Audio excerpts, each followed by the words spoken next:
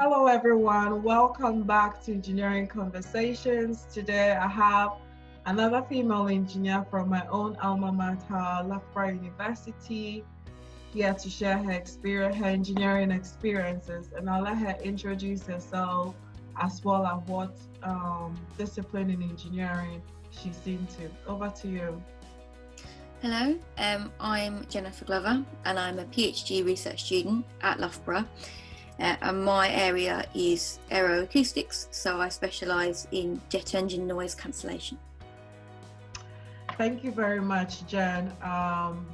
What inspired you to pursue aeroacoustics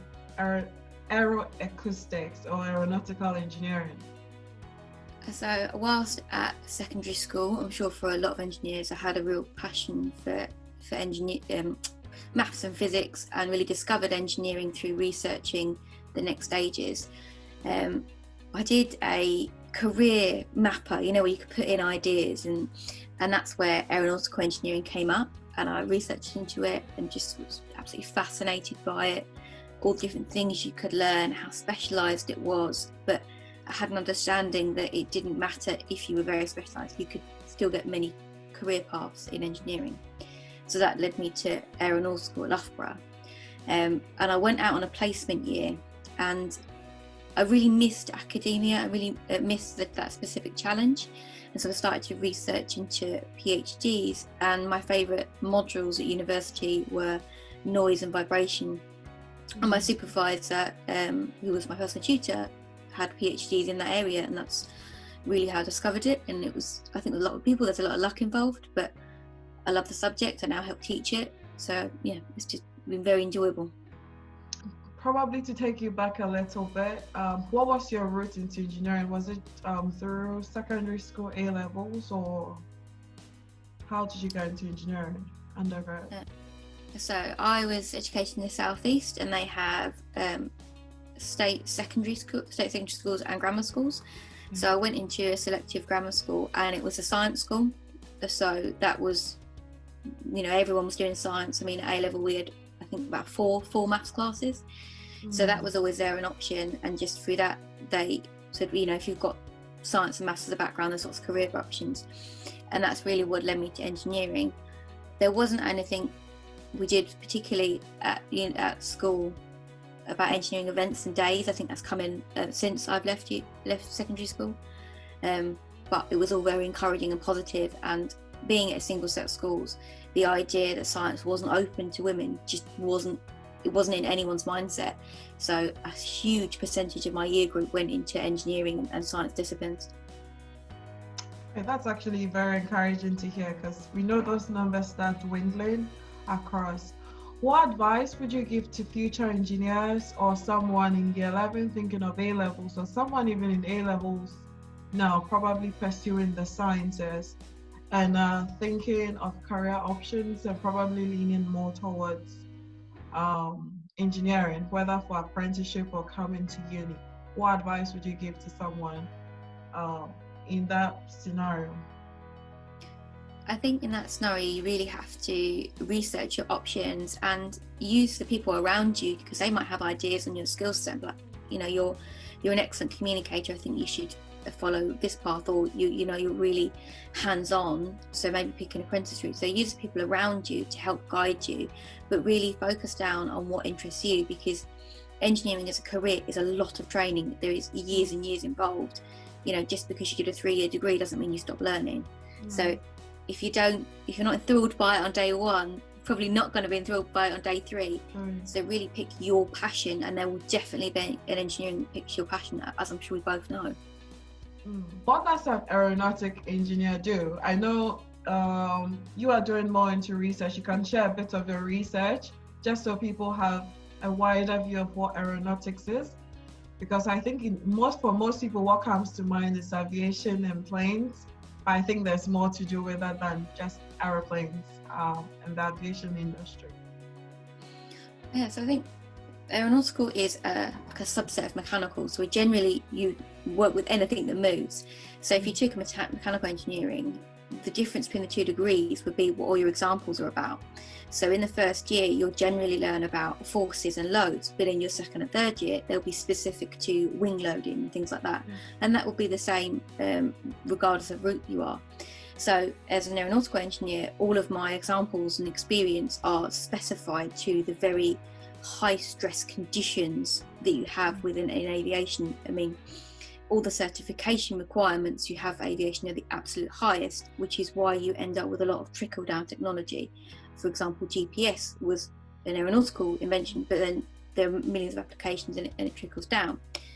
So with my specific research, again, acoustics is very broad. If it's a wave, whether it's light, microwave, sound, the physics is the same, it's just different frequency. So my acoustic work would work in a building, it would work in a school, but it is specifically, in my case, for a jet engine, because I'm sure we're aware that aircraft are incredibly noisy. And so I'm researching different and new forms of soundproofing that not only reduce aircraft noise overall, but will meet targets within the future and look to being more environmentally friendly, reducing weight, as aviation itself pushes towards being more environmentally friendly. Very interesting. I think I did a training around somewhere close to Heathrow, and we thought it was really noisy, but I enjoyed seeing the planes flying up and down. But I'm thinking long-term effects of people that live in neighborhoods close to like really noisy places, how to deal with that, which could also be in a factory, it could be in our homes, it could literally be anywhere. How would you describe modules in engineering to a future student? Okay.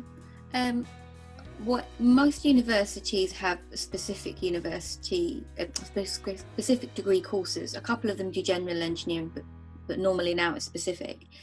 And when it comes to your first year, you have a broad spectrum trying to get everyone on the same page, and it actually doesn't vary that much. As I mentioned earlier, pretty much everyone in first year does stresses, but if you're civil, you will then use building examples. If you're auto, you'll use cars. There's a wide selection of what you learn. I think I did 36 modules in my 4 years, and God knows how many different subjects. So it's really varied, but then you get the positives of that, of you will definitely find something you excel at, the negatives of where you find something that struggles, but you can really combine all of that knowledge to help you. And then when you finish, having that huge background, I think, makes you really employable and I suppose quite confident, because you've seen a lot of stuff, and so hopefully in the workplace nothing will surprise you, and you'll be able to go pick out from modules that have nothing to do with what you're doing, but like, oh yeah, that would be really useful, and bring it in.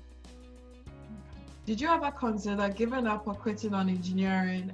If so, why? And why did you stay, especially when you start to look at statistics where it tends to be really male dominated, and you're like, what am I doing here? Did you have any moments like that so far in your career? I think at university everyone has moments where they think, you know, why have I done this to myself? And it can be quite isolating when because you haven't got the same social structure, because you are in the minority, that you feel like if you're having problems, you probably can't reach out to male colleagues, and that can feel very isolating.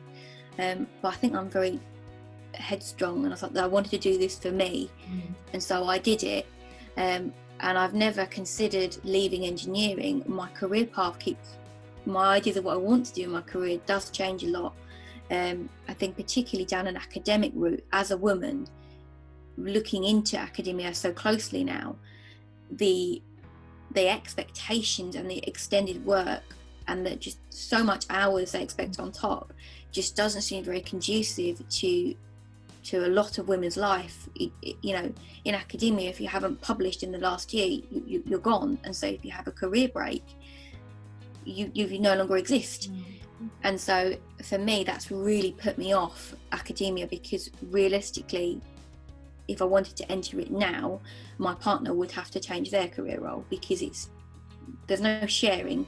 Academia is 24 hours, and I think that's a real shame. I think because of universities in particular really focusing on their research output, they are losing a huge talent pool of lecturers and people that will really inspire the next generation and the best engineers to come, because they are not flexible, they are not realistic, because as you say, the people at the top currently are all from a very select group. They're all of a certain age, of a certain generation. They are vastly male represented, they're mostly white representation, and they have nuclear textbook families, and generally a partner has stepped down to allow them to carry on their career.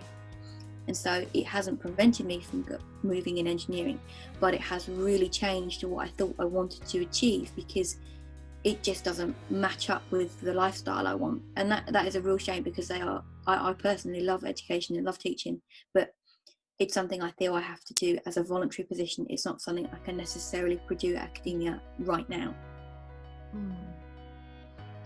That's a very interesting point. I'm hoping as more awareness is brought to some of these issues, companies, institutions, universities will change some of these policies that they have there. Like you said, they are missing a certain talent pool that are not going to consider coming into these places because they don't feel that work environment suits them. What support systems have you had throughout your career so far that you felt has helped you to move forward? For me, that's really interesting. And again, I think this experience is shared by a lot of other women. Before I went on placement, I didn't have any support networks because I felt guilty for taking some support or taking female specific support, as if I was letting the side down by needing something other than what I was given. And then I went out on placement, and you're looking at a building of maybe 100 employees and 3 female engineers. I mean, you were lucky if there was another female engineer on your floor. And then going, well, I don't have to do this by myself. I'm not lesser for asking for help. You know, in a lesson, if I didn't understand, I'd ask for help. This is no different. And that is when I started to get connected with the Women's Engineering Society. And you know, I'm very active in it now. I'm on council and committees. I am the student liaison officer, so I look after all the student groups and the student members. And as a support network, they're not helping me technically. They're just sort of like the team in the background that give you confidence, so that when you go into interviews, you think, you know, I am good at my job. I've spoken to these people confidently about my work in a social setting, and then I can take that forward into an interview. And so since I went back to university after placement, not only have I, you know, tapped into the network, I've been promoting it and helping it and progressing it. And actually the acceleration and skills from reaching out to that network is, you know, probably not the same person pre and post placement, but I think a lot of people feel a huge amount of guilt reaching out to female specific support, whereas you perhaps wouldn't in other minority groups, because, you know, I've got to do it for all women and I've got to do it myself because other people have done it by themselves. And it's just nonsense. It doesn't make you weaker to take help. Whenever support is key, seek for it, or find someone else. Probably just a few years. You don't need to find. I feel sometimes we also feel like whoever we want to mentor or support us should like have 20 years experience. No, sometimes it's just someone just a year, 2 years ahead of you can still get that job done. Then the other question, in your role as an aeronautic engineer, do you tend to work with other engineers who are not in aeronautics? Well, with my specific research group, I'm the only one. I'm sort of the guinea pig. So we're as a university looking at metamaterials, and because they're quite new, so as to define, they are a new introduction of structure into a material. So a good example of a metamaterial is a metallic foam. So we know that metals don't naturally form in foam, but you can make them do it, and that's considered a metamaterial, and that has loads of great properties to it. So it's quite new in a research sphere for our university. So in that sense, I actually don't, because I'm standalone. But actually, when it comes to looking at other research, going to conferences, I will go to general acoustic conferences. I will read general acoustic papers, because you know, the theory is the same. It's just a different frequency range. I'm focused on low frequency, so below 1,000 hertz. But some of the high frequency noise work is absolutely applicable. And so I'll read their papers at conferences, I'll go and speak to them about their work. Industrial noise control is really relevant, so I'm very interested in that. I'll always go to those lectures at conferences. And certainly as I move out of research, I think as an industrial, any engineer that's got acoustic background or simulation background or experimental research background, incredibly helpful to have a different perspective. So this is my last question. What do you do outside of engineering that you consider fun that most people might be surprised to find out? Well, I'm big into my fitness. I think it's a throwback of Loughborough, unfortunately. You just constantly think fit. I do boot camps, so military style boot camps. We haven't been able to do them in person. No, I do it at Leicester. Okay. So we haven't been able to do them outside because of the current circumstances. We do them inside instead. So I think my neighbours hate me because we do a lot of jumping, a lot of running about, and so it's lots of studying for an hour on a Monday night. And it's fantastic stress relief, and it's nice to be around people who aren't engineers, and we're just there and suffering together. I mean, there's not a lot of conversation, but there's a lot of solidarity. You should definitely have one on campus for PGRs. I think it would be quite interesting to see what the outcome is.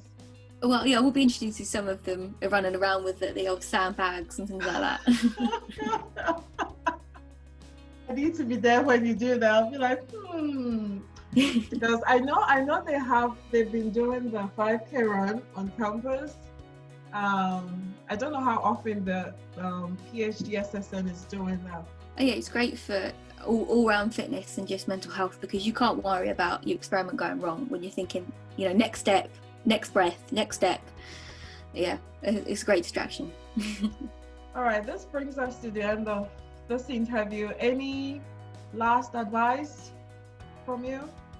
I think from me, it's just, if you need help, reach out to people. You'll be amazed at how helpful and willing people are to help the next generation of engineers. And if anyone wanted to contact myself, they can do it very easily through the Women's Engineering Society website, and I'm more than happy to help. Okay, thank you, Jen, for your time, for sharing your experiences in engineering, and we do really appreciate you. And also thank you for inspiring us about the work that you're doing in aeroacoustics. Pronounce that well. In aeroacoustics, and also generally and broadly in the field of aeronautical engineering. Thank you very much. Thank you very much for having me.